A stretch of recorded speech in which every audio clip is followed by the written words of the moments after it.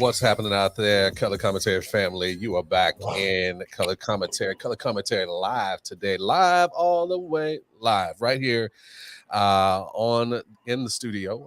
My name is Marcus Lloyd, and like I said, you are on Color Commentary, colorful conversations by colorful people about Christianity, culture, and race. And with me, as always, Mr. Antoine Malone. What's happening, Antoine? How you feeling, man? You feeling good today? Yo, what's up, man? Yeah, I'm feeling good. I thought I had a super busy schedule. Everything canceled. So I've been not really chilling, but filling time in. So and then I got a little thing to do tonight. But other than that, not too bad. Unless they cancel tonight, which would be, the hat trick. Apropos, right? Like that's just kind of And everybody who's used to seeing us on a Friday, we canceled because of Antoine. And it was all my fault. It don't even matter. You know what I mean? Like we could have been doing it. Could have been doing it. That's all right. We needed it was good because our friend who's coming in here today was working on his message, needed a little bit of extra time to do that. So now he's fresh and good. If you guys have been listening to Color Commentary for a little bit, and part of the threaded conference, you got to hear this gentleman come through.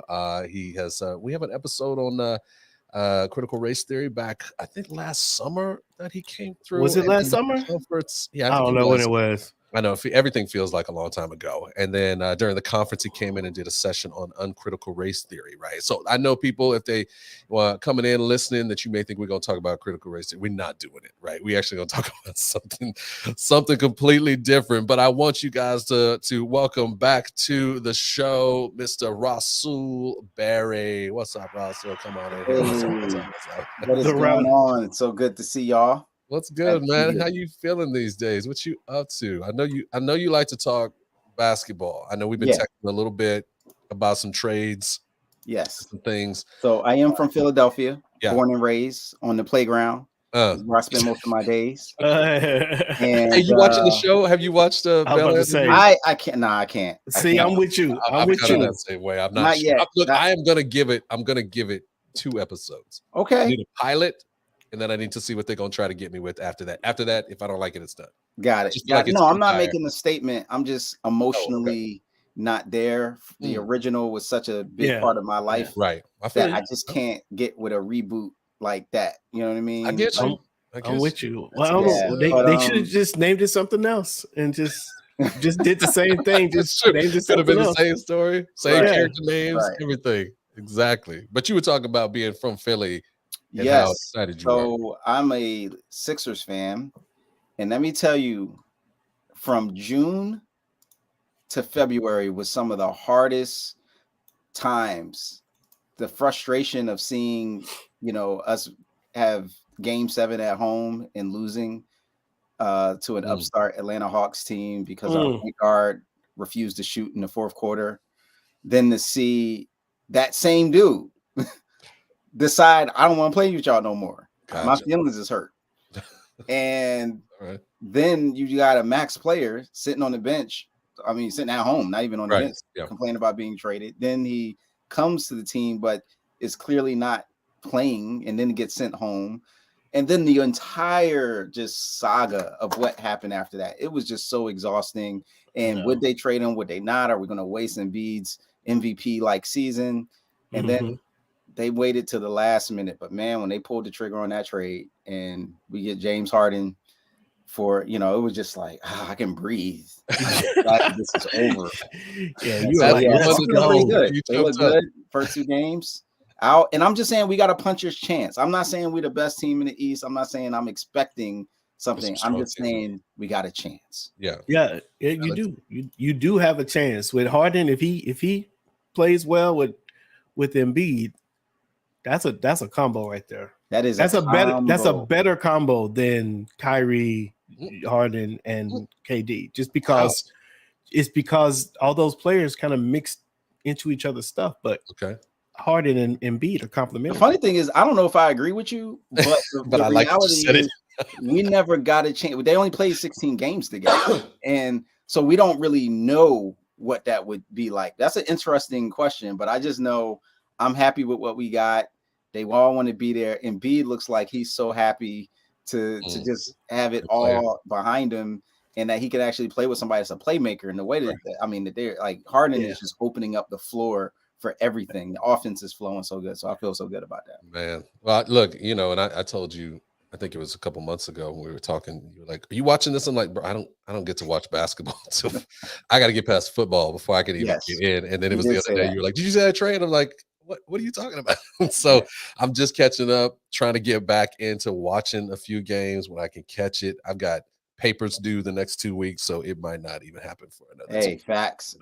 You know, they're not paying you. So. No. But I do, you know, again, it's a nice kickback. And my youngest son has aspirations to be a basketball player, and so he's starting to sit down and actually watch the games. You know what I mean? Which I've been telling him. You know, I always tell my kids, like, they talk about, I want to play sports. I was like, you're not even watching the sport right now. Like, watch the sport and let's see. So it's been a good time to connect with him, which, you know, gets a little, he's the one that's a little bit more difficult to connect with. He's a bit more closed off. So to be able to kind of sit down is worth it.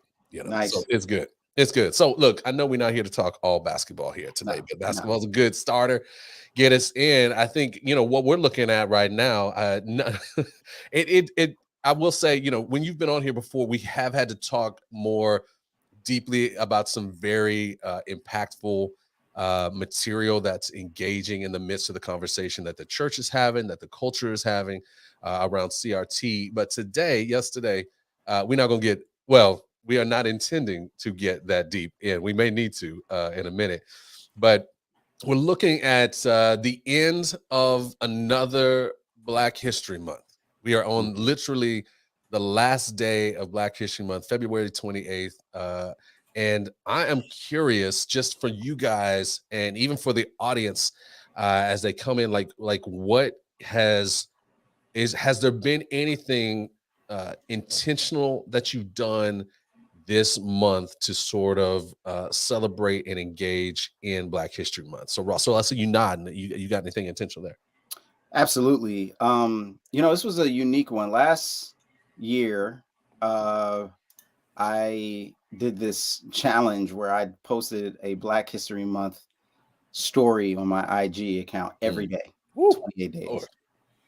Yeah, that was like exhausting. At the end of that, my Black History moment was the Popeyes lady that was sitting down with her head just exhausted. I literally posted that on March 1st because I was just done. He's like, I'm done. Research. So this year, I didn't do that, but what I did, I was able to do, and fortunately, I work with Our Daily Bread Ministries now, and I actually am a content developer. That's one of my roles. So I was able to be part of a Black History Month devotional that we did, 28 devotionals that was called On the Shoulders of Giants. You can get it right now on the digital side at experiencevoices.org. You can sign up for that.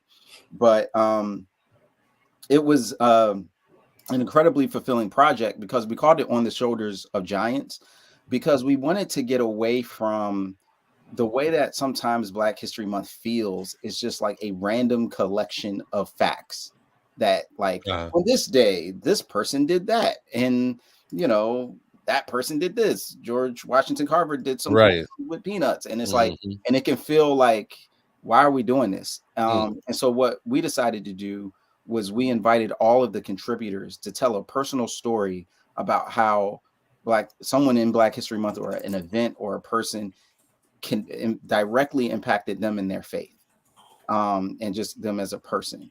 And so it was very real, it was very personal, and we got a lot of great articles that we hope will help inspire people, help draw them closer to the Lord and to this understanding. But the other thing I did was I went back into, because you mentioned the whole CRT thing, and the reality was I knew going into this February that the very idea of talking about race and talking about the nation's history and there's the history of racial struggle and injustice has become a fraught issue, or that's an issue that people push back on. And so this year, I kind of wanted to go back into just the origin story of Black History Month. Okay. And so I started to really just look a lot more at Carter G. Woodson and just really be inspired by him and just the original point. And it really helped tie me into why this still matters for us today. Okay. So, you know, I don't know if everyone knows who that is. Well, first of all, I want to tell us again where we can find this work that you went into. You said Experience. Yeah, experiencevoices.org. Voices collection is a collection of our Daily Bread Ministries resources that specifically highlight and amplify the voices of Black Christian content creators. Mm-hmm. And so you can order the digital download. We gave out, there were over 100,000 of the booklets, the physical booklets like you get with our Daily Bread that were these that we distributed. But you can still get the digital copy online at experiencevoices.org. Okay. And as you were talking about, thanks for doing that. I just want to make sure the listeners, as those in the podcast, and get that so they can go ahead and check that out. But you mentioned, going back and kind of thinking about who actually started this concept of Black History Month, or really Black History Week. So Carter Woodson, what did you gather there? Anything that can be passed on to us to kind of make us think differently about what's going on? Yeah. So Carter G. Woodson was born in 1875, the son of two people who had been enslaved. Right. All right. Both of his parents were former slaves, and they were passionate about education and giving him the best education possible. But because of the legacy, even though they were free, he still couldn't go to the segregated schools that were near him. So they is that just because it was too far, or meaning this is an important part of the story, right? Yeah. Is that like just because, so he's in Virginia, which was the, Richmond was the capital of the Confederacy. Sure. So it wasn't like after the Civil War, after they lost a war, that they were like, oh, you know what? Now we have to fully include everybody in everything, right? He is born right 2 years before the end of Reconstruction. And so by the time he's of age in the 1880s, 1890s, there's a white backlash against Black participation in anything. Yeah, and so the closest school to him was a white school. It was a public school, but they couldn't go there. So he had same thing with college. And so he had to put off schooling and figure out a way to get to Berea College, which was a school in Kentucky that was founded with this racial justice emphasis. And so from the beginning, that was a school that he could get to. So he graduates from Berea, ends up going to University of Chicago, and ends up becoming the second Black person to graduate with a PhD from Harvard University. The first W.E.B. Du Bois, right? So number two. And while he's getting his PhD, he's in a class with the person who was at that point considered the foremost historian in the world. And that professor, just casually in class says, "There's no Black people don't have history." And he's like, "Oh, wait a minute. What are you talking about?" Like, "Yes, we do." And he's like, "No, I don't have a history." And so he saw that not only because this noted historian believed that, but then he started to look around in class and like, look at who he's teaching. Yeah. And he's like, we have to develop and cultivate our own history, our own story.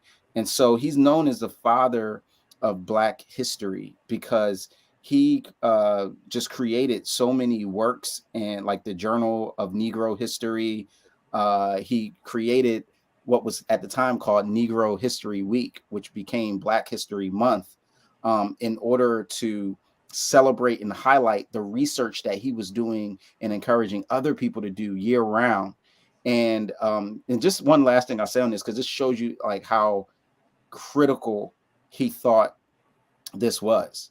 So in the 1920s, so like 100 years ago, the biggest issue that was impacting Black folk was lynching. That this and lynching is essentially extrajudicial mob violence participated usually by white mobs against Black people for any host of reasons, from them trying to assert their rights to vote or their other civic duties, or sometimes because someone was accused of raping a white woman, or anything like that. And I mean, this was like, lynching was not just, when I say extrajudicial, I don't say illegal, because the police were usually there. Like it was a public event. And in fact, Sometimes they would do it right after church when everybody was there, and they would have a picnic and a barbecue, and it would become a whole event, and they would send photos of the burnt, charred bodies that were hanging from the tree. So in any case, during this time, which you would think is the, just such a brutal and visceral act, this is what he says. As another has well said, to handicap a student by teaching him that his black face is a curse and that his struggle to change his condition is hopeless is the worst sort of lynching. So he actually said that lynching starts culturally with the teaching of black inferiority, with the teaching things like black didn't have history, because that is what kind of justified for people, white people, that this was okay to do. And in some ways he looked at black people as saying, hey, we have to recognize our own history and our own worth, and fight against the mental lynching that's happening in our society. And so for him, that's how big of a deal Black history was. Like, this is like lynching our minds and our souls. Mm-hmm. It makes me think, what he's trying to do is to give kind of twofold, right? There's definitely a sense of helping Black people in that particular time have a sense of value and sense of worth, but also to communicate that value and worth of Black people to, at this time, the majority culture, the white culture, right? So you have these kind of twofold things going on. And it's so interesting. You kind of said this at the very beginning, which what we're seeing is part of what makes this, at least from what you were saying, part of what makes this Black History Month and maybe even last History Month so special is because it feels like so much of that particular aspect of history is trying to be removed from schools, from other places to it's being removed from where people can actually engage in that history. So it's almost this feeling in some ways like, are you taking this history away because you don't want to inspire people of color, inspire Black people in the midst of this? Are you taking this history away so as to allow for people to continue to believe the myth of Black inferiority, so that when we look at systemic issues, we can continue with just the personal behavior conversation, as opposed to really looking at the systemic issues and how those are engaging with that? So I don't know. It does seem, and I love that you kind of went back and kind of looked through that, because I think it does play a part, or it just begs the question in some ways, what's going on in our society today, and how important can Black history be? And those of you who are in the chat, there's a question out there, just kind of sharing your own ways to how you celebrated Black history this particular year, and comment on anything that you're hearing and seeing, and we can engage in that a little bit as well. So, Antoine, anything from you in the midst of anything unique about how you celebrated, engaged in Black history this month? I think it was just understated. I didn't do nearly as much. I think because we're in this conversation so often, it felt normal on some level, but I think I just found myself fighting for, interestingly enough, I don't think I would have said it this way before hearing what Rasool just said about Carter G. Woodson, but fighting for the history of Black people. Like, I think humans have history, and I think part of dehumanizing someone or a group of someone's is to eliminate or to suggest that they have no history. Like, we don't talk about the history of rabbits and rats, right? Uh-huh. Who knows about that, right? But unless you're in New York City, then you always have to figure out where these rabbits come from. Somebody find out where they came from. Let's take it away. Let's do. The rats have names over and rabbits in the suburbs, because I'm in the suburbs. So we try to figure out. True. They're all over here. Right. But it's a part of this humanization, and with the conversation, like you said, about the trying to strip out the facts, the feelings, and the conversation associated with Black history from the school system, from the libraries, from the corporate places, under the banner of CRT. What that does is, it's interesting. It expresses how important history is to our white audience, because they're willing to go to such great lengths to make sure that their history is presented in the best possible light, right? So they're willing to eliminate others' history because it's that important to them, but unwilling to notice how important history is to us, right? That to do that is to write away a piece of humanity for an entire group, and even for themselves. I think that's what's the piece, is that, you know, kind of everybody kind of chiming in is like, black history is American history, and so to remove the, if I can call them characters in the story, is to remove aspects of your own story, right? It speaks into the African proverb of Ubuntu, right? Like, I need you to be me. It speaks against this idea. It seems to match up with this this idea of self-made man thought process, that I didn't need anybody to get here. And so to almost keep that motto going, to keep that idea going, you have to remove these histories that tell you otherwise. But in doing so, we are doing damage. I'm thinking about what Dr. King talked about, kind of the ways in which you know, the victimization of people is a damage that's happening not only to the victims, but the victimizers as well. People are losing aspects of themselves. And I think that that's what's so sort of frustrating in the midst of this, is just recognizing, at least in my articulation, is you know, it's a cliche, but this history that we're talking about should be inserted into everyday history as we go forward, because but the reason they don't see it that way though,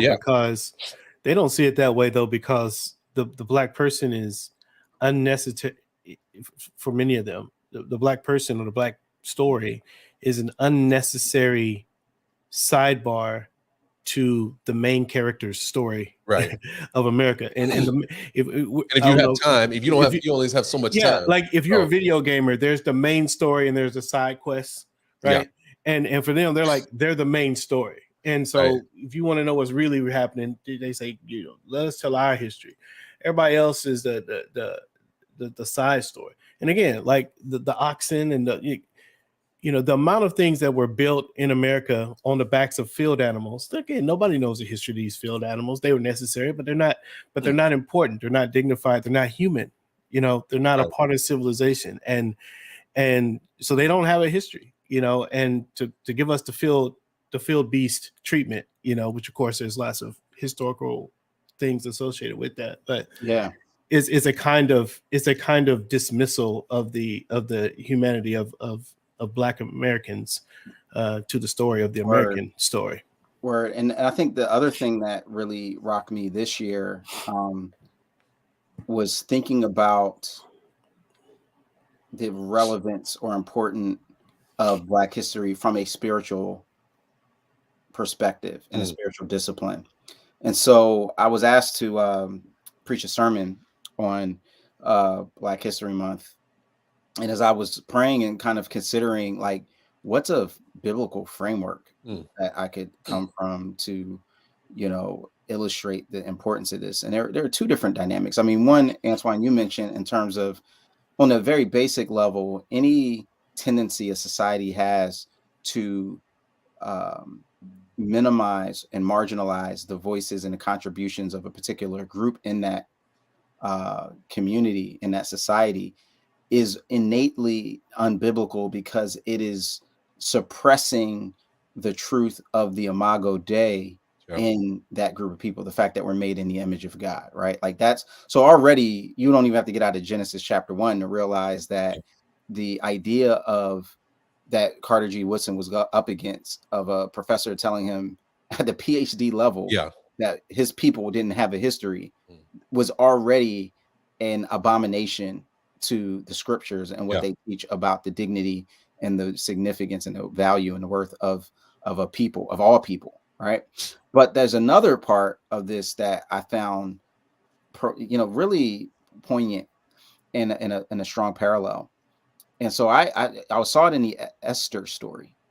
So in the Esther account, Esther is a Jewish woman who is living in Persia, which at this point the Jews are in exile. So they're basically a subjugated people forced to live in this pagan land that was first the home of the Babylonians, and then the Persians took over the Babylonians. Mm-hmm. And, she's in this situation where essentially she's sex trafficked, as, she has no rights. Right. She's selected and kind of, to be in this pageant and ultimately selected as the queen. And then this, what happens is right after she's selected queen, you see in the story that Mordecai, her cousin and essentially caregiver, comes upon a plot to assassinate the king by these two other people. He reports the story to Esther, who then reports and gives credit to Mordecai to the king. The plot is foiled, and the next thing that happens in the story, strangely, is that Haman, not Mordecai, is promoted. And right there, you see this tension of like, well, why is Haman promoted and not Mordecai? And then what happens from there? Maybe he lied and said, this is what I think kind of happened, that, it was his doing, and that foiled the plot. But whatever the case is, he, struts about, and Mordecai refuses to bow down to him and gets so incensed, Haman does, at Mordecai, that it says in the scripture that it wasn't enough for him to just kill Mordecai. He was like, I'm going to wipe out all of the Jews. Yeah. And so you see that in Esther chapter 3. And the reason why I bring this up is because in the context of Black History Month, I see a parallel in the fact that there's this move that Haman makes to wipe out a group of people because he doesn't acknowledge or their contributions to their society, right? He takes credit for it.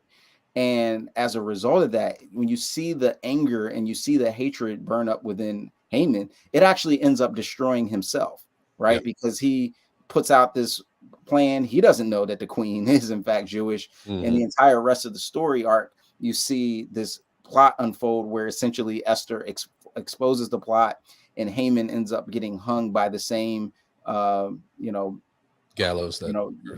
that he had set up for Mordecai. And the whole point to that is getting back to what you were saying, Marcus, is that we don't want anybody to be, caught up in their own devices of not attributing the right history to a people. But the key component that the whole book of Esther seeks to establish is this is why we celebrate this day. This is why we celebrate this moment in this festival called Purim, which Jews still celebrate to this day, because we are setting the history straight of what this queen did and what Mordecai did and what our people went through and how God, worked through us to escape death, right?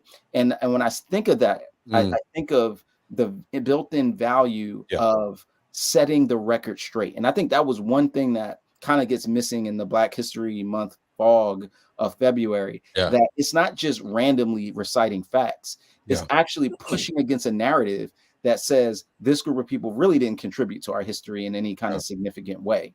And so what Woodson is doing, and what he did from the very beginning, is say that's a lie. And what we really need to do is go back and rediscover the true history that has been lost because it's been whitewashed. And that's a project that all of us benefit from, not just anybody. One last thing I'll say on this, because just to bring it to literally today. So we know last week we watched in horror as Russia invaded the Ukraine. Mm-hmm. And this is in history. We're living in history right now. It's going to be. We haven't seen anything like this since World War II, where a nation, literally brings in over 150,000 troops to try to take over. Their goal is to wipe Ukraine off the face of the map, the face of the earth, right? Absorb them. And absorb it, and it just be Russia. The interesting thing is when you listen to Putin's speech before the invasion, he created a different history. He actually created a false narrative. He said Ukraine was never a separate people. They've always been Russia. Somebody just made up Ukraine about 50 years ago, and that was not a real thing. And so therefore, what we're really doing is just taking back what the West stole from us. And on top of that, you know what they're doing over there? They're committing acts of genocide against Russians on the eastern border of Ukraine. And you know what else that they're doing? They're neo-Nazis. Don't pay attention to the fact that the president is Jewish, and how could a Jewish person be a neo-Nazi? But they're neo-Nazis. And so what he is trying to do is use these lies to justify an invasion and a violent act, because he knows in the international community that you can't just do something like that without a justification, even if that justification is false. And I think that moment that we're in right now shows us the importance of history. Yeah, when you say that, you kind of look back through maybe not all. I'm not going to say all because I haven't looked at all of them. But if you go looking at lots of different, really, pivotal moments in history, you'll see a retelling of something.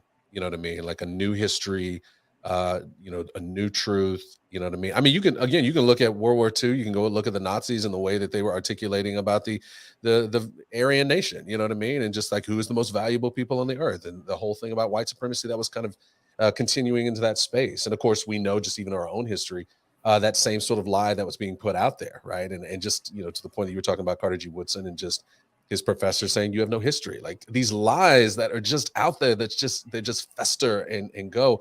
And so I love what you're saying about Black History Month as a time to set the record straight, and as a time to lament. You know what I mean? And I think in the midst of lament, you are setting the record straight.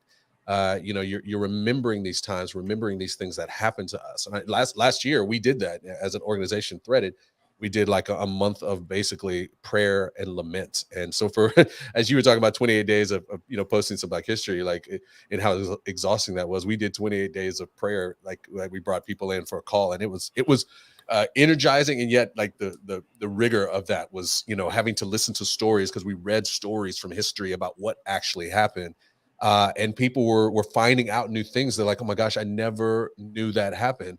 And it's that kind of work, I think, what Black history, and really a lot of these heritage months that are being established in the midst of the United States really help us to be able to see the whole story for what it is and what we can be doing in the midst of that, to continue the story effectively and to create a new generation in which the lies cannot exist, that people stop and say, wait a second, that's not the deal. And that's why I think, again, I wanted to put an over-under on when we get to CRT, when it would pop up, but it was right at 20 minutes. Antoine, fault 20. Your fault, Antoine. But that's where, again, these conversations, so many folks, they have created, and we've seen it. We've got the receipts to see a particular person, but it's now a people who are intentionally putting the conversation around CRT as an umbrella of which you throw everything about race underneath.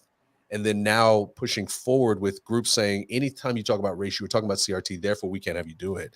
And that's just perpetuating the opportunity for lies to fester and exist into the point we made earlier. Like that's not helpful for the country going forward. It's not helpful for the people who are a part of the country. So listen, the challenge before us with all of that, what's the effect of all the stuff you're talking about?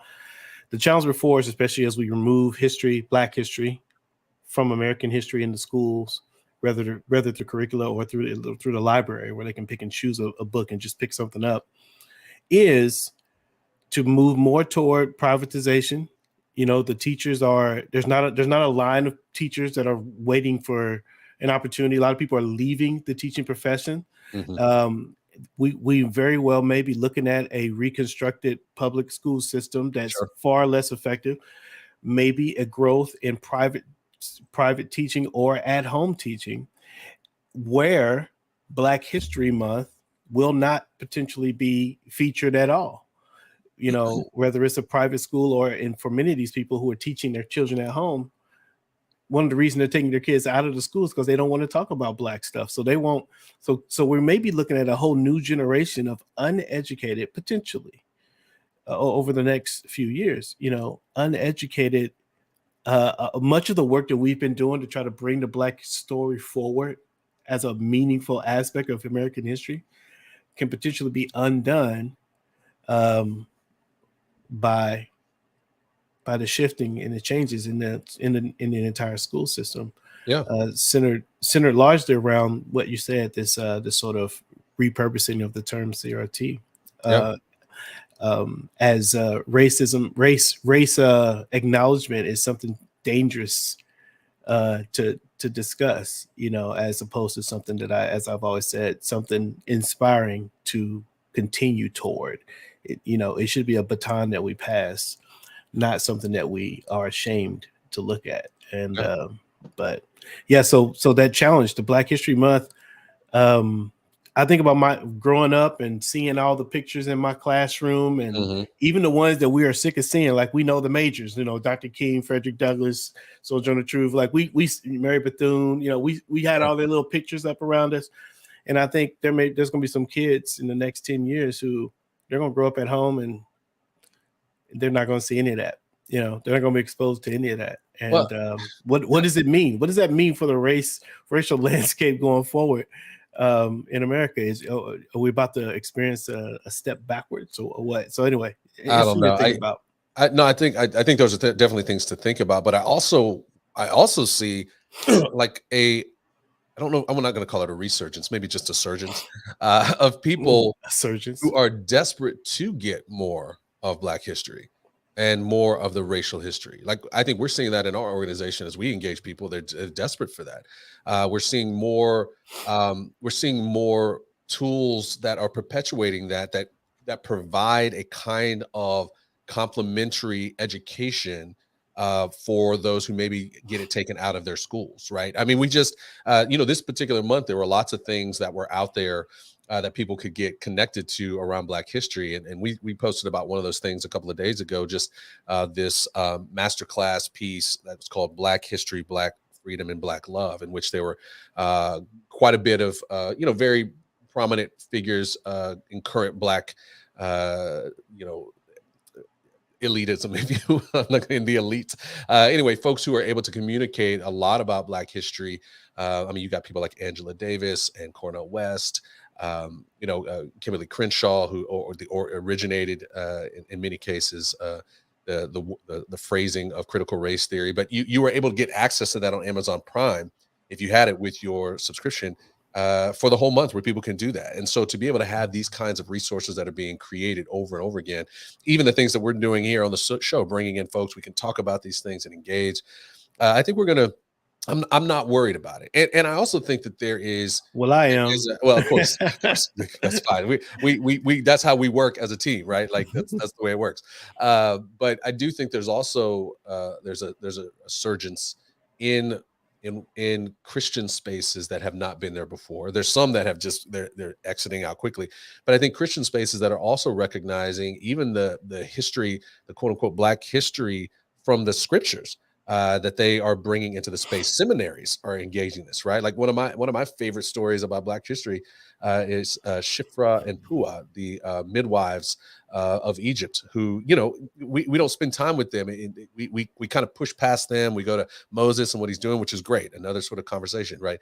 But just the first act of civil disobedience that we see in the Bible, right? Where you have a Pharaoh who has created policies and systemic policies and procedures that is ultimately oppressing a particular people, and then is moving to a genocide, right? Like where he wants to kill children. And you have these two midwives who say, no, we're not doing that. And they go against that. They push against that. And these are, again, Egyptian, where many times we claim Egypt as this African space, which it is. I mean, it's the very continent, right? But these are the kinds of characters that are included throughout the Bible that have most likely these darker skins. They come from this African continent. And I'm seeing more churches start to put that even into their spaces as they are unpacking the scriptures together. And so that's a positive thing that I'm seeing, but we still do have to be careful. And I think we got to watch out, particularly in very, if I can say, conservative spaces, that we're seeing this sort of push out of things. Yeah, let me just try to thread the needle between both of you, since you do thread it and everything. Yeah. Oh, thank you. I think you're both right. I think that it's a tale of two cities, right? The best of times and the worst of times. I think without question, the backlash to the racial uprising, and let's not get it twisted, that every time there's a push toward justice, there's a backlash, a counter to it, and that's just history, right? Mm-hmm. Whenever there's a civil war and a reconstruction, there's going to be the lynching and the Klan arising. Right. Whenever there's a civil rights movement, there's going to be a war on drugs to push that, and use various types of language and policies to. This is part of Black history that needs to be articulated, right? Yeah, and so American history, really. Go ahead. Exactly. And so when it comes to what we saw with the murder of George Floyd, Ahmaud Arbery, Breonna Taylor, and that whole uprising of awareness and demands in 2020, you see the pushback to that. And but when you go back to the 60s, what you know what's a trip? Like there's I don't know if y'all ever talked, I know they're built there in Dallas as well. So the Black History for White People podcast, they did a episode on the rise of the religious right. And the thing that's interesting is counter to what most people think, that it was, centered on abortion laws or the sexual revolution. That no, actually, the thing that motivated and mobilized the religious right more than anything else was a backlash to integration of schools. And so when Brown versus Board of Education makes separate but equal unconstitutional, and the mandate is that schools need to be integrated, white churches and Christians were leading the charge of the backlash, saying that this was communism, saying that this was anti-Christian integration, was leveraging the false teaching of the curse of Ham. But in the midst of that, what ends up developing and sprouting up as a result of that is the Christian school movement.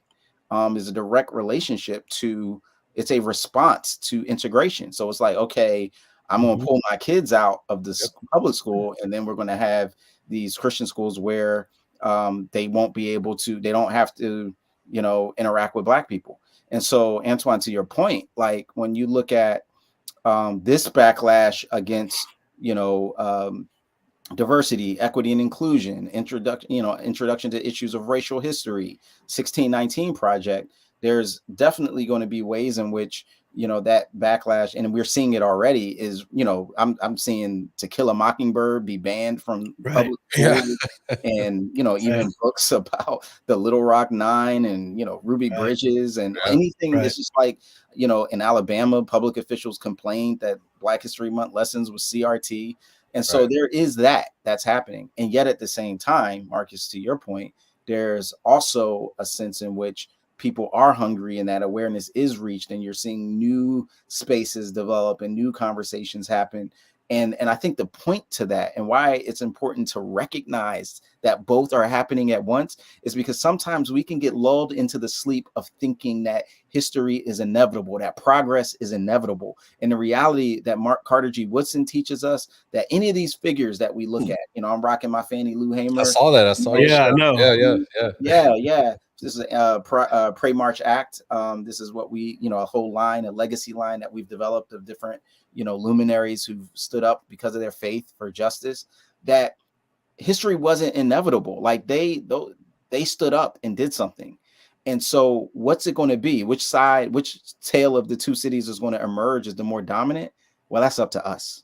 And that's going to be the thing that determines what our future looks like, what we do with this knowledge and with the understanding of the stakes. Right now, Ukraine, those citizens are like determining history. When they were like, yo, I'm not leaving, I'm going to stand up and fight for my country. They are literally shaping history as we speak. And that's the same thing we have to do here to fight for what is true. No, I'm in total agreement. I think that's why, even asking the question to you guys and even other folks in the chat and throughout the month is like, so what are you doing? Like, what's the intentionality that you're putting into doing it? And I think even for me, like this month, we at Threaded, we sponsored a African American history tour of Dallas, which I think it's so important. We can definitely kind of look at the historical landscape of our country, but there's something also to just knowing what happened on the ground that you are on right now. You know what I mean? Like understanding the history of your location. And of course, there's a lot of things, there were lots of other cities that kind of got a little bit more press about what was going on. Dallas was really good about kind of hiding things. And so there's all these, there's these, all these books that have come out. And there's one that was called The Accommodation that's here in Dallas. And it was actually so, it was so offensive that it got banned. And it was one of those things you couldn't find a copy. And for the last probably 10 years that I've been known about the book, there's been like these PDF copies, like bootleg copies that are just being passed around amongst people in the community who are about and wanting to understand this. And finally, it got re-released. I think end of last year, or maybe in the summer of last year, the accommodation was back out. Before, if you wanted to buy the book, it was like $250 to get it. So everybody's passing the PDF around. I'm not saying I'm one of those people, but sound like you one of those people. Well, the book was good. And now I bought a copy, so I feel like I've given back. $250. It was $250 because it was one of those. It was like I know. Hard nobody had it. But we did an African American history tour, and we're able to kind of go through. I've done the tour before, but just being able to offer the opportunity for people to engage and move in, and it's always fun to see people kind of the areas that they drive through consistently in their city and not realize kind of the history that was there. We have a particular highway that runs north and south out of Dallas, that to build that highway, they had to bulldoze African-American cemetery. And they just bulldozed right through it, and nobody said a word. And then they were going to expand the highway. And finally, a lady in the Black community stood up and said, no, like this is our burial grounds right here. Like this is where we have family and stuff. And they were able to get the Black community to engage. And then they had to excavate like all the bodies, move them to a different spot. And now there's a memorial, the Freedmen's Memorial, that's over there. But most people just pass it, driving 100 miles an hour past it. I always laugh because that area of 75 is like a huge traffic area. And I think it's just because, the spirits are like, I'll show you for bulldozing through here. But understanding that history is an important part of understanding where we need to go, which is the question. What do you think? What do you think and we've articulated this a little bit, but I want to try to, put it in a section here. What do we need to utilize Black History Month for going forward? How do we maximize it? How do we, turn it into a space that we can do some of these things? Any thoughts, ideas moving forward with this? Yeah. So I think growing up for me, Black History Month felt like a commentary for worth and ability, a counter narrative to the story that because you were Black, you were somehow less capable, or your ceiling was lower.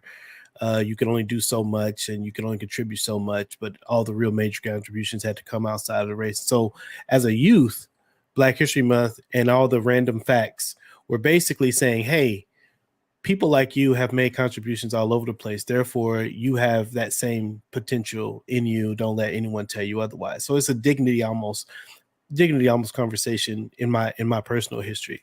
I think now going forward, Black history is a part of America. Is less about dignity, and it's more about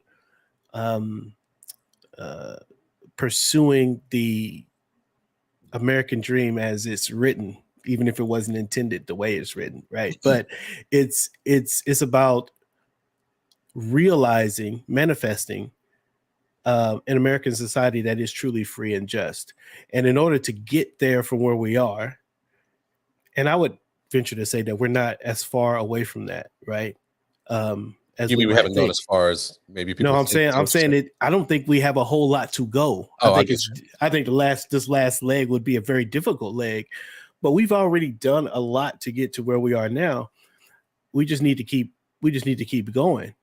The conversation now, I believe, is less about. It still is about the dignity, but I think the maximizing of it, if you will, it was your question, is to allow the Black history in America to shape modern America, to have the proper level of impact in the way we think about the creation of the society we now live in and the corrections therein of the society we now live in, and to appreciate, lament, and take note of progresses, failures, and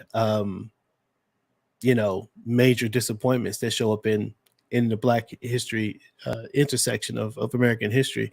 I'd say that about America. I'd say for the church, which you and I have talked about, Marcus, I think understanding the massive role the Black church plays in the patriotic history of this country is not only understated, but severely understated, but could be a huge uniter of the Christian community and the Black community.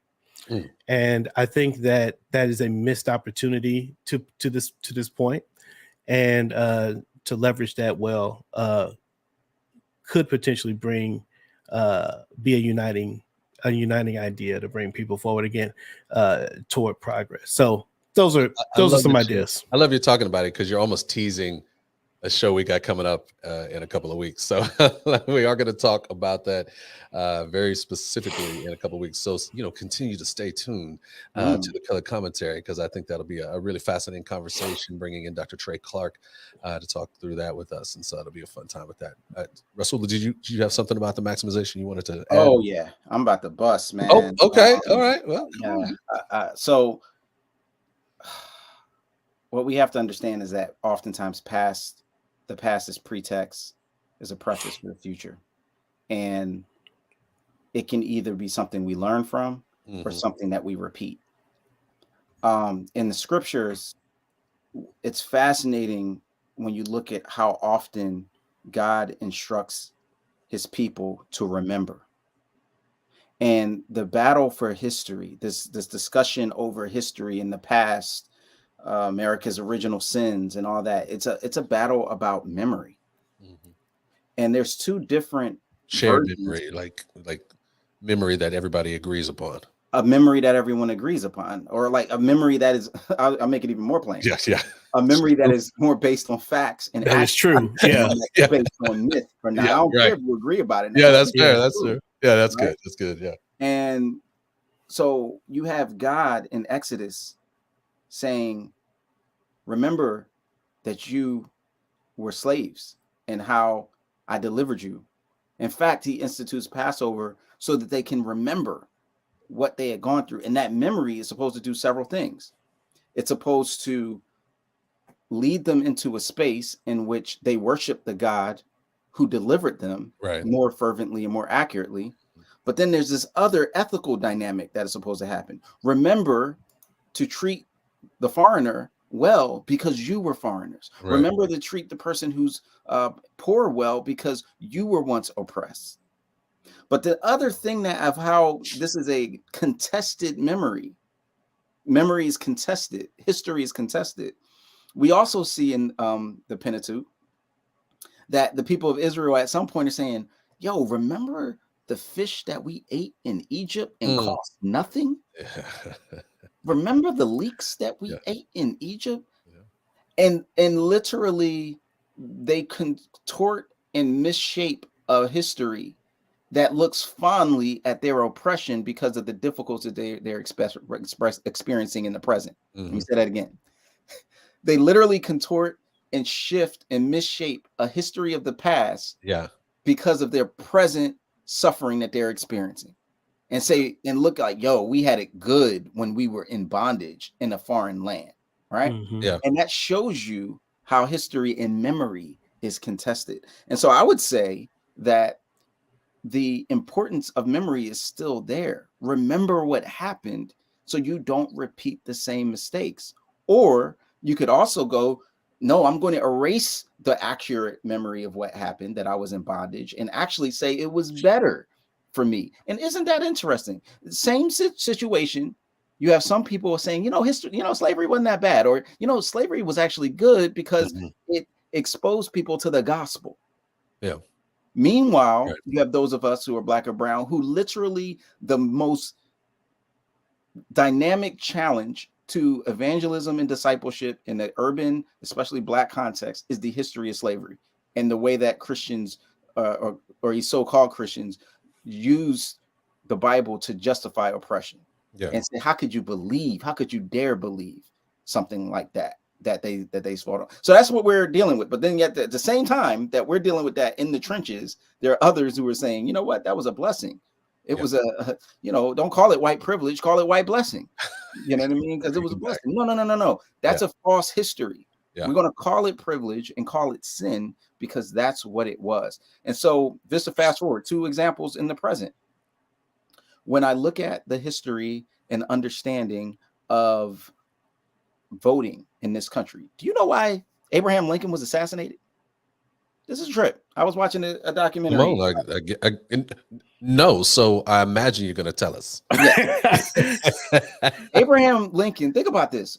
He's curious too. Abraham Lincoln is curious. He's like, because the Civil War freed millions of slaves.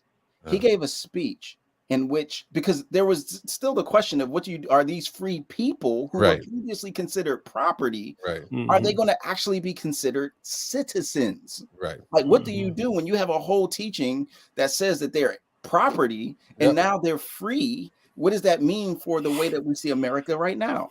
And so he gives a speech articulating and basically setting up the 14th and 15th Amendments, which would give Black people natural citizenship and voting rights. John Wilkes Booth turns to somebody in the audience and says he's talking about giving niggers the right to vote. That's the last speech he's ever going to give. Yeah, I remember that. No, that's good. So he gets assassinated because he talks about Black people voting. Then you have the Klan, who emerges in the South to terrorize people, because in the time of Reconstruction, when by soldiers, Union soldiers were keeping the peace, you see Black senators, Congress people, because in South Carolina, Black people are half the population. Right. So of course they vote someone that they trust and that weren't part of a racist regime from the past. So, but then when Reconstruction ends, because Rutherford B. Hayes decides to do this side deal handshake where in order for him to get the support of Southern Democrats, he decides to end Reconstruction. Reconstruction ends. And so as a result of that, they use terrorism, domestic terrorism, to literally force people from not voting. So then after that, when that becomes something that becomes a national stain and an embarrassment, then there creates these laws to prevent Black people from voting, poll taxes and literacy tests. And you see this in the movie Selma. So all I'm saying is, all the way up to this point, the issue of the Black vote was resisted and not seen as legitimate. Enter 2020. Now you have, the presidential election, and what are the places in which they're saying that voter fraud happened? Philadelphia, Detroit, Atlanta. What do those three cities have in common? If you live in those cities, you know exactly what those three cities have in common. At least 40% Black populations in each. Yeah. Nobody was complaining about Maine or Vermont or, Seattle. Yeah. It was these cities that were predominantly Black. So much so that you have an insurrection based on the lie that the election, which was significantly influenced by African Americans, was not legitimate. All that to say is, the point is, when I look at the current context of dialogue, I have to see the thread of how it echoes the past, how these things. So the same thing theologically. I'll end with this one. I have to realize that in these evangelical institutions and these conservative evangelical institutions, that many of whom were built in those contexts of resisting racial progress, that were built. I mean, we all know Tony Evans, first Black, person to graduate from Dallas Theological Seminary. You have, Bob Robert University, right? That was, I feel like I'm saying the name wrong. Bob Jones University. That up until had to literally fought up into the Supreme Court to prevent Black and white people from going to the seminary. So what is the theological frameworks that justified these policies that people were implementing? And the point of the story is, we have a lot of work to undo. So whatever your sector is, whether it is finance or housing or art or theology, or you just go down the list, there's some work that has to be undone in order to continue to have progress moving forward. To the point where even in the sports, where the NFL is like 70+% Black, you still got one Black head coach, or I think they hired somebody else, right? I think they did hire your boy from Miami. I mean? Yeah. And so they hired him in Pittsburgh, though, I think, didn't they? Brian Flores was hired as a defensive coach. But I meant another head coach. Who have at the end of the season, there was only Mike Tomlin that was the head coach. And just for the record, what team is that? The Pittsburgh Steelers. Yeah, okay. Just everybody just to hear. Yes. Shout out to the Roonies. So in any case, my point is simply that whether you're an educator, a teacher, a musician, a chef, a scientist, there is not one place, not one category in which this history needs to be used to promote and forward a right telling of history in order for us to understand how that history is still unfolding today in ways that are more clandestine, in ways that are less obvious than they used to be when it was colored here, white here. We don't have those signs anymore. We have had progress, praise God, but that progress has been met with resistance, and we have to be wise as serpents and harmless as doves in order to continue to move forward God's agenda, so his name will not be blasphemed among those who said, where's your God in the midst of injustice. That's good. You were ready to burst on that. That's some good stuff right there. Just coming with it. I love it. I mean, you know, these are great ways to kind of maximize what we can utilize with this, or maximize what we can do with this time that has been given to talk about and think about American history through the Black lens. I think for myself, like, there's a part of me that as we go forward, I want to make sure that as we talk about Black history, that we're not just talking about the exceptional members of the Black community. Yeah. You know what I mean? Like, I think about one of my favorite communities, if you will, of Black communities, is the community in Montgomery that didn't ride a bus and walk to work and created all the systems for them to not ride a bus and boycott the bus system for 390 days. I think it was something like that. I mean, that is a community working together. Yes, Martin Luther King gave the speech. Yes, Rosa Parks sat on the bus to begin it, but it was those people, it was that community that really made and broke down the system there of segregation and inspired the breaking down of those systems in transportation and segregation all over the country. And so I think, you know, thinking about Black churches that created out of this segregation and started huge denominations. And so for me, like, I think one of the things we can maximize it is, yes, we want to be looking at the exemplars that are out there, the big names that people know. I think there's lots of folks who don't know those names, but intertwined within that, I think really concentrating on the contribution of Black people just on every level to the growth and really the creating the full democracy, the true democracy, if you will, of America in the 1960s. And I think that's for twofold. One is it just pushes against this idea of Black inferiority as a whole. I think people who maybe fall into that, maybe it's not as obvious in their mind, but maybe they start thinking, when they start to look, when they drive through Black communities, they go, oh my gosh, it was communities like this that actually undid integration. It wasn't the white side with all the money. It was the Black side with no money that actually made America become the democracy it needed to be. I think that's also really powerful and helpful for the Black community too. I think there's an opportunity for a lot of hopelessness. When you get beat up as much as the Black community has gotten beat up in the midst of this country, there's an opportunity for a lot of hopelessness and a lot of sense to think, well, you got to be quote unquote special to do anything. You got to be Martin Luther King. You got to be W.B. Du Bois. You know, you got to be Fannie Lou Hamer and Ella Baker. It's like, no, you just got to be everything that God has created you to be. God is, I was laughing at my sons the other day because they watched VeggieTales when they were really young. And I was like, what was that phrase? It's like, God made you special, that kind of stuff. Like we all have loves you very much. Loves you very much. That's what it was. I couldn't remember what that last piece was. Yep. Those were kids would be like, how do you forget that? I've been trying to forget it for like 3-4 years.